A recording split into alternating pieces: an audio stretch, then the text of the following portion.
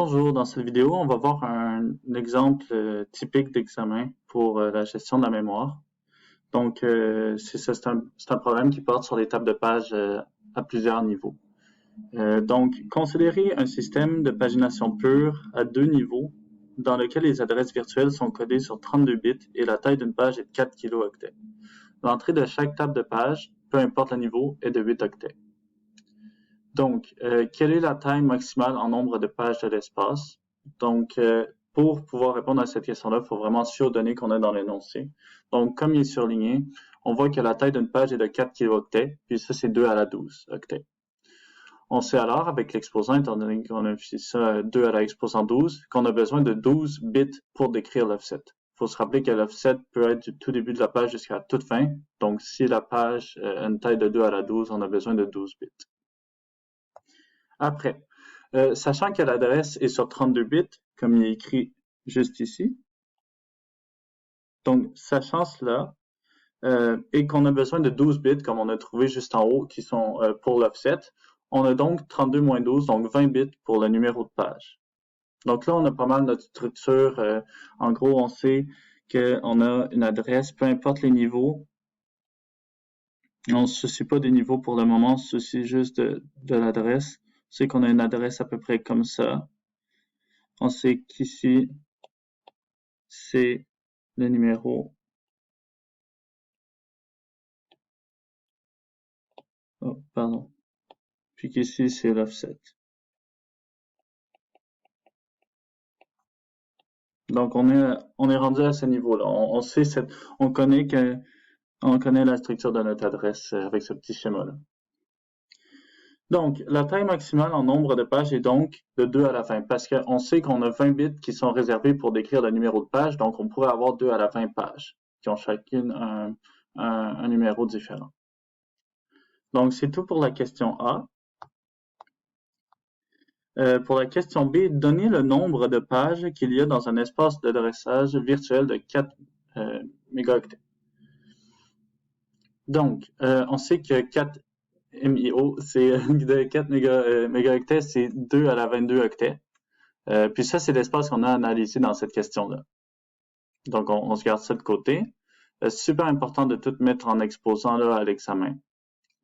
On sait que avec l'énoncé, comme on a vu tantôt, qu'une page a une taille de 4 kilooctets. Ça, c'est 2 à la 12. Donc, super important vraiment toujours de mettre ça en exposant. Ça simplifie énormément les calculs puis la visualisation du problème. Donc, combien de pages? C'est un calcul qui est très simple. Tout ce qu'on fait, c'est qu'on dit, bon, notre espace à analyser, c'est 2 à la 22 octets, puis chaque page, c'est 2 à la 12. Donc, on va diviser 2 à la 22 par 2 à la 12, ce qui donne 2 à la 10. Donc, on a 1024 pages dans notre espace.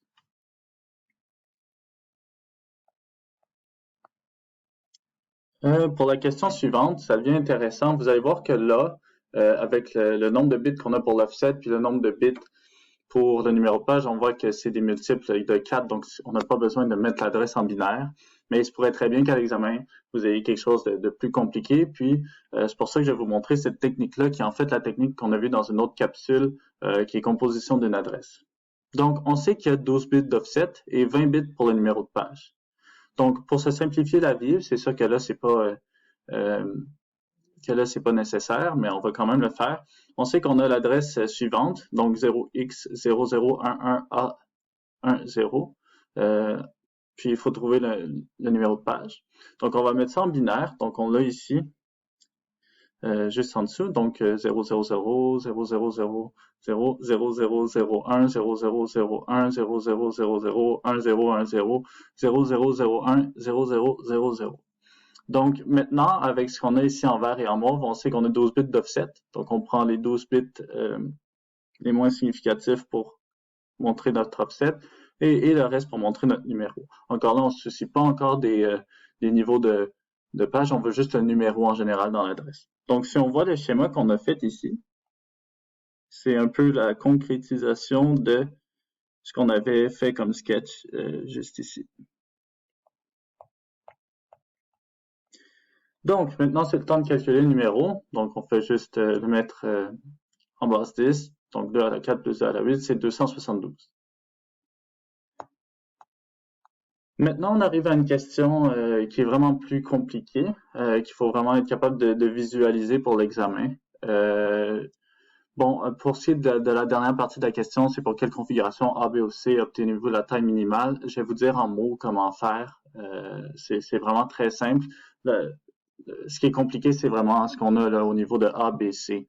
Puis surtout, là, on va voir que chaque sous-question est divisée en 3 étapes similaires, qui sont identiques, qui est une bonne façon de procéder en fait. Puis l'étape 3, c'est vraiment l'étape où il faut être capable de visualiser combien de pages on doit stocker, puis c'est quoi la représentation de notre mémoire, de nos niveaux. Donc ici, je vais juste rappeler un troisième point de l'énoncé, qu'on a 1024 pages à stocker. Okay. Puis on va voir tantôt pourquoi j'ai renoté ça. C'est en gros, quand on va avoir décrit nos niveaux, on va dire combien de tables de chaque niveau j'ai besoin pour être capable de stocker 1024 pages. Donc, 3 petits rappels. On a 12 bits pour l'offset, comme on a trouvé au tout début. On a 20 bits de numéros, comme on a trouvé juste après. Puis, comme je viens de le dire, on a 1024 pages à stocker. Donc, la question, c'est la suivante. Supposez que les tables de pages d'un processus sont en mémoire physique durant l'exécution d'un processus.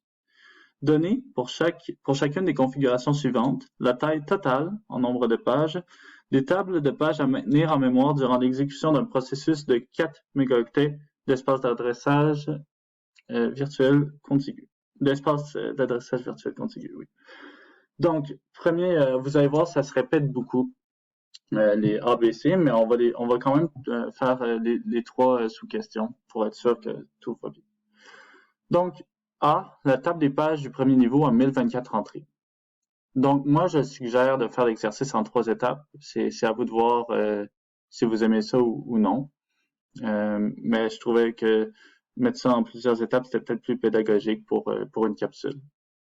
Donc, on va commencer par représenter notre niveau 1. Parce qu'on sait en fait dans l'énoncé que la table des pages du premier niveau a 1024 entrées. Donc, table des pages, donc 1024 c'est 2 à la 10. Donc, dans nos 20 bits qu'on a ici pour le numéro, on sait qu'il y en a 10 qui sont réservés pour le premier niveau. Puis c'est un peu ça qu'on va dire dans l'étape 2, qui est en fait une genre de réflexion si on veut. Donc, étape 1, c'était vraiment de trouver, c'était 1024, notre première table, on avait besoin de combien de bits pour notre première table. L'étape 2, ça va être une réflexion sur les bits qui vont nous rester, sur les 20 bits. Donc, on sait qu'on a 20 bits pour le numéro, juste ici. Dans 10 bits pour le premier niveau, ce qu'on a trouvé à l'étape 1. Il nous reste donc 20 moins 10, donc 10 bits pour le deuxième niveau. Puis à partir de cette découverte-là, on peut dire donc les tables de deuxième niveau seront de 2 à la 10, donc 1024 entrées aussi. Étape 3, c'est ça la plus compliquée. C'est vraiment de représenter notre mémoire. Donc, il faut être en mesure de stocker 1024 pages, comme on a dit au début. On doit absolument utiliser les 2 niveaux. Okay? En fait, il faut traverser les niveaux. Donc, niveau 1, niveau 2, niveau 3, niveau 4, s'il y en a. Puis, au bout de ces niveaux-là, il faut être capable de stocker 1024 pages. Donc, cet exemple-là est peut-être un peu trop simple pour faire comprendre à tout le monde. Je vous dirais que c'est vraiment dans le B et le C que vous allez mieux comprendre.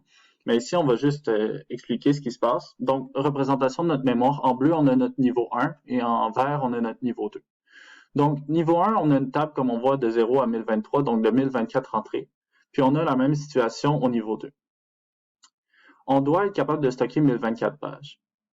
Donc, ce qu'on va se dire, c'est OK, je sais que mes tables de niveau 2 ont 1024 entrées. Je vais commencer par dire, OK, je vais voir si je suis correct pour stocker 1024 pages en utilisant seulement une page de ma première table, de ma table de premier niveau. Qu'est-ce qui se passe quand je dis, OK, en fait, ce qui se passe pour passer d'un niveau à l'autre, c'est que, comme on voit avec la flèche ici, chaque page de niveau 1 contient un pointeur vers une table au complet. Ici, c'est peut-être pas clair, je vais modifier la flèche. Ça contient un pointeur vers une table au complet de niveau 2. Donc, ce qui se passe, c'est si je prends une entrée du niveau 1, je vais avoir accès, via le pointeur, à une table de 1024 entrées. Donc, ce qu'on peut dire, c'est j'ai besoin d'une table de premier niveau. Cette table de niveau 1-là, je vais pas l'utiliser au complet. En fait, c'est un gros gaspillage de mémoire. Je vais juste utiliser la première entrée qu'on a coloriée en noir ici. Puis avec cette entrée-là, je vais avoir un pointeur qui va me permettre d'avoir accès à une table de 1024 entrées. Donc, je vais pouvoir stocker mes 1024 pages. Donc, on va voir ici avec l'exemple suivant que ça va être probablement plus simple à comprendre, mais essentiellement, notre table de premier niveau contient seulement des pointeurs vers des tables au complet. Donc ici, on dit, bon, on sait qu'au niveau 2, on a des tables de 1024, puis on a besoin de stocker 1024 pages, ça tombe vraiment bien. Donc, on va juste avoir besoin d'un pointeur vers une table de 1024 pages, puis on va être correct. Ça veut dire que tout l'espace qu'il y a ici est gaspillé. D'où la pertinence de la question que vous avez après le ABC qui est, bon, c'est quelle configuration qui demande la taille minimale. Donc, on voit ici qu'on gaspille vraiment presque toutes les entrées de la table de niveau 1. Puis la table de niveau 2, on va utiliser tout au complet puis qu'on a besoin de 1024. Donc, ici, on est vraiment super content. Puis ici, pas du tout. Donc, le B, la table des pages du premier niveau a 2048 entrées. Donc, on voit que c'est pas mal différent. Donc, on reprend les mêmes étapes. Étape 1, représentation du niveau 1. Donc, on a une table de premier niveau de 2048 entrées. 2048, c'est 2 à la 11. Donc, on a besoin de 11 bits pour le premier niveau. Ce qui nous amène à notre petite réflexion. Donc, on a 20 bits pour le numéro au complet, dont 11 bits, comme on vient de calculer, qui sont pour le premier niveau. Il nous reste donc 9 bits pour le deuxième niveau. Donc, on a les tables de deuxième niveau de 2 à la 9, donc de 512 entrées. Puis là, c'est super important d'être attentif parce que c'est là qu'on va vraiment voir à quoi ça sert, justement, ces deux niveaux-là, puis comment gérer notre mémoire. Donc, encore là, on a besoin de stocker 1024 pages. On doit utiliser les deux niveaux, comme tantôt. Donc, on sait maintenant qu'à chaque fois qu'on va vouloir utiliser une entrée de cette table-là, ça va nous donner un pointeur vers une table de deuxième niveau. Les tables de deuxième niveau font chacune 512 entrées. Puis on a besoin de 1024. 1024 sur 512, c'est égal à 2.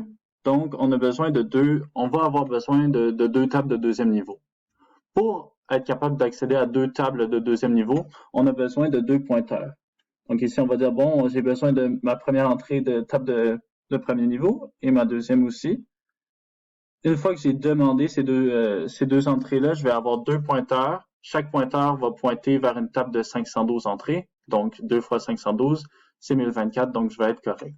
Ça veut dire que ici, mes deux tables, je vais les utiliser au complet, donc c'est vraiment le fun. Puis ici, on voit que on a juste besoin de deux entrées sur 2048. Désolé tantôt si j'ai dit 1024, la table de niveau 1, c'est 2048. Donc, ma table de niveau 1, 2048 entrées. Table de niveau 2, 512 entrées. J'ai besoin de stocker 1024 pages. Donc, je vais dire, bon, je sais que mes tables de niveau 2, j'ai deux niveaux, sont de 512 entrées chacune. Je vais donc avoir besoin de deux tables de deuxième niveau. C'est ça mon objectif. Comment est-ce que je fais pour accéder à deux tables de deuxième niveau? J'ai besoin de deux pointeurs différents, c'est-à-dire deux. Puis on sait que les pointeurs sont situés dans la table de premier niveau. Donc j'ai besoin de deux entrées de ma table de niveau 1 sur les 2048 entrées totales.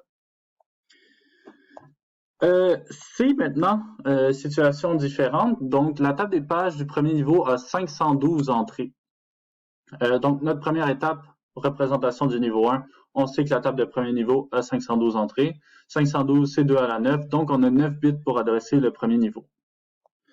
Maintenant, on fait notre petite réflexion. Donc, on a 20 bits pour le numéro, dont 9 bits pour le premier niveau. Il nous reste 11 bits pour le deuxième niveau. Donc, les tables de deuxième niveau seront de 2 à la 11, donc 2048 entrées. Maintenant, de combien de pages de deuxième niveau avons-nous besoin? Donc, faut vraiment pas oublier que la table de niveau 1, en fait, à chaque fois supposons qu'on a deux niveaux, la table de niveau 1 contient les pointeurs, la table de niveau 2 contient vraiment les pages où est-ce qu'on veut stocker. Si on avait un système à 3 niveaux, la table de niveau 1 devrait contenir des pointeurs vers une table de niveau 2, puis la table de niveau 2 devrait contenir des pointeurs vers la table de niveau 3. Mais ici, on va garder ça simple, on garde seulement deux niveaux. Donc, notre table en bleu ici de 512 entrées contient, en fait, ici, désolé, c'est 511. Donc, contient 512 pointeurs. Chaque pointeur va pointer vers une table de 2048 entrées. Faut se rappeler qu'on a besoin de stocker 1024 pages. Donc, on se dit, bon, avec mon niveau 2, je peux stocker 2048 entrées. Donc, c'est très correct. J'ai juste besoin d'une table de niveau 2 en bout de ligne. Donc, ce que je veux dire, c'est que j'ai juste besoin d'une entrée ici sur les 512. Puis ça va me donner accès à une table de niveau 2 de 2048 octets. Puis moi, comme j'ai juste 1024, il y a à peu près la moitié que je vais pas utiliser, en fait. Supposons ici que... Donc, on a besoin d'une table de premier niveau et d'une table de deuxième niveau. Donc, c'est pas mal tout pour l'exercice. Maintenant, comment faire pour répondre à la fameuse question laquelle configuration a une taille minimale? Ben là, ça devient assez simple à faire. Donc, on sait, au tout début de l'exercice, on nous avait dit que l'entrée est de 8 octets. Mais ce qui est super important ici, bien plus que le 8 octets, c'est qu'on sait, mettons, qu'on prend le A, on sait qu'on a besoin d'une table qu'on a en fait 1024, comme ici, pointeurs, qui pointent chacun vers une table de 1024. On sait qu'on utilise juste une entrée, une table de deuxième niveau. Donc, ici, il faudrait calculer vraiment la taille totale. Donc, on a 1024 pointeurs, puis chaque pointeur pointe vers une table de 1024 entrées. Donc là, il faudrait faire des multiplications. Ici, on voit qu'on a une table de 2048 pointeurs qui pointent chacun vers une table de 512. Puis ici, on a une table de 512 pointeurs. Chacun des 512 pointeurs pointe vers une table de 2048 entrées. Puis c'est en faisant des réflexions comme ça, puis des multiplications, on connaît en fait la taille de chaque page, on connaît la taille de chaque cadre, on est capable de trouver la taille de nos tables de pages, peu importe si on 2048 entrées, 512 entrées ou 1024 entrées, puis on est capable de trouver quelle configuration demande le moins de mémoire, gaspille le moins de mémoire si on veut, ou occupe le moins de mémoire. Mais ça, c'est pas le genre de truc que vous aurez à l'examen, étant donné que c'est quand même assez simple à faire, mais je vous encourage quand même à le faire. L'important, c'est vraiment ici de comprendre comment fonctionnent ici les étapes 1 et 2 pour savoir combien de bits on a besoin pour chaque niveau. Super important aussi les questions qu'on a vues au début, être capable de séparer l'adresse, aussi trouver le nombre de pages, puis aussi super important, trouver combien de bits pour le numéro, combien de bits pour l'offset. Puis c'est ça, je dirais que c'est l'important, puis aussi d'être capable de visualiser combien pour un système à 2 niveaux, à 3 niveaux, si vous voulez vous pratiquer. On a besoin de combien d'entrées de la première table, puis ça nous mène à combien de tables de deuxième niveau. Donc, je dirais que c'est ça l'important pour ces exercices-là. J'espère que ça a été utile, puis merci beaucoup, bonne fin de session.